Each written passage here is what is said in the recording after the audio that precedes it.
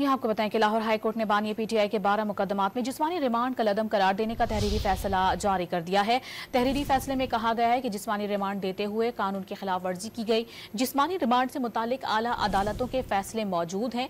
Prosecutor general अदालत को कानूनी तौर पर मुतमईन नहीं कर सके, इसलिए बानी पीटीआई के जिस्मानी रिमांड कलअदम करार दिया जाता है। ऐसे बात करेंगे डॉन न्यूज के नुमाइंदे राना बिलाल से।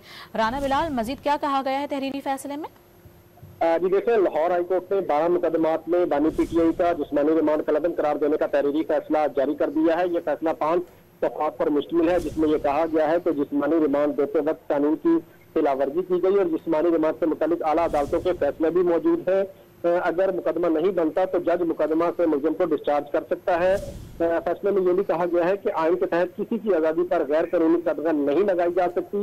1 साल तक इन 12 मुकदमात में दरखास्तगुजार को गिरफ्तार पुलिस की जानिब से नहीं किया गया, जबकि प्रोसिक्यूटर जनरल पंजाब सरकारी अफसर के बयान के अलावा दरखास्तगुजार के खिलाफ कोई मवाद जो है वो अदालत में पेश नहीं कर सके।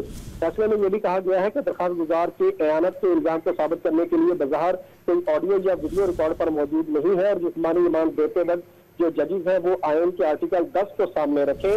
रिमांड के वक्त मुलजिम का हक है कि वो मुलजिम जज के सामने अपना मौक़िफ़ पेश कर सके।